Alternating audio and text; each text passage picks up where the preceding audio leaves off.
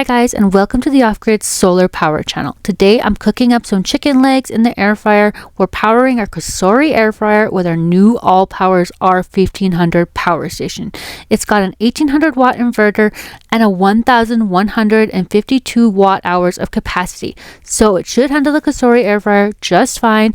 Be sure to stick around to the end of the video though, and I will share how well the power station performed and how much capacity it used to make the meal, as well as a few interesting things I found along the way as well. So let me get this chicken started here, and then in the spirit of Halloween, we can go outside and enjoy a campfire, and I'll tell you all about my creepy stalker at an RV park. It was a few months ago when someone new moved into the space across from me. I didn't think much of it at first.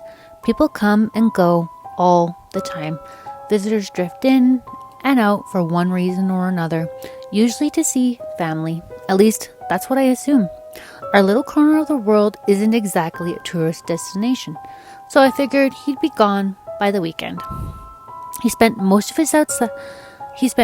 his days outside in a tattered lawn chair. One of those old metal ones with faded fabric that creaked whenever he shifted to stand.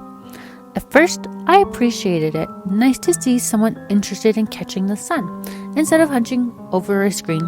But as the days turned into weeks, I started to wonder what he was actually doing out there, sitting for hours with a crumpled can clenched tightly in his hand, his hairy knuckles turning white. I did my best to be friendly. There wasn't any reason not to be. He just seemed like any other man who'd seen a few too many hard days, his face drawn and weathered. He didn't seem dangerous, just tired. We'd talk for a minute or so whenever I passed walking the dogs, though each time it seemed like he was trying to keep talking, making our conversation stretch out a little longer than we both had the words for.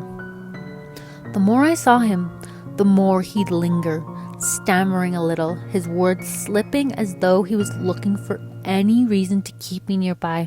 He seemed to be thinking of any excuse to continue speaking, even if it meant saying things that, well, started to seem a lot less well-intentioned than he originally came across. Almost like when he ran out of fake niceties to say, he slowly started to let his real thoughts ooze out through his cracked lips. He complained a lot about the town, its lack of anything interesting to do, as he put it. I disagreed, of course. There's plenty going on if you know where to look. But I brushed it off, thinking he just hadn't been here long enough to figure things out. Still, the more he complained, the more restless he seemed to get, shifting in that old chair, his eyes darting around like he was sizing everything up, like the world was out to get him. One particularly cold morning, as I passed by with my jacket pulled tight, he leaned forward, his breath misting in the chill. "You know," he said, a strange grin tugging at his mouth, crushing the can in his callous palm, "I'm so bored. I might just have to start chasing girls around for fun. Too bad you are the only pretty one here." The words hit like a slap. I already didn't feel much like talking that morning, but that crossed the line. I felt the hairs rise on the back of my neck, a chill that had nothing to do with the cold, and I knew then he wasn't as well-intentioned as I had first assumed. Every day I hoped he would leave. He never did. I started taking a different route just to avoid him. Maybe I was overly paranoid, but I figured it was better to be safe than sorry. Even the dogs seemed uneasy at first, glancing back toward the usual path as if questioning the change, but soon enough they settled into it, almost like they sensed it too, something off that we'd all rather avoid. Avoiding him, though, only seemed to make things worse. After a few blissful days without seeing him, I started to relax, thinking maybe he'd finally given up, found something else to occupy his time. But the relief was short-lived. One evening, I noticed his car creeping past, moving painfully slow with the windows rolled down. He scanned my trailer with a hawk's intensity, searching and grazing over it like a feast he was planning to devour. The first time I brushed it off too, just like everything else, convinced it was a one-time thing, but it happened again and again. Each time the same unsettling ritual, his car inching by, his eyes fixed on my windows, watching but never stopping. After that, I started to keep the curtains drawn. By then, summer was finally winding down. The nights though the night still lingered just a bit too hot for my liking.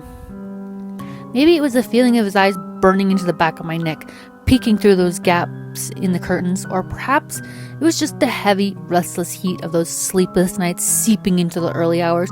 But on this particular night, I was almost grateful to be awake when a piercing shriek tore through the thin walls. The sound went on for what felt like hours, like piglets being slaughtered out in the fields.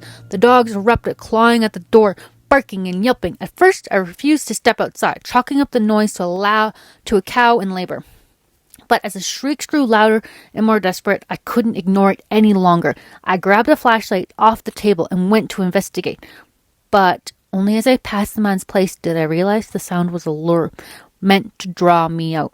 I don't know what exactly he did to that poor animal to create such a horrid noise, but that was far beyond the point. It was only a sound to attract his true prey, though I didn't realize that until I already heard the sound of his chair creaking. The next morning, I was considering calling the cops, but not really sure what to say. He'd done nothing illegal, and I risked infuriating the man. But to my surprise, when I got up in the morning, his trailer was gone. Sometimes late at night, I'll be sitting outside enjoying a campfire like this, and I'll hear that shrieking sound way off in the distance somewhere. So that's it for the story. I hope you enjoyed it. Now let's get back to the results of the capacity for the Allpowers R1500.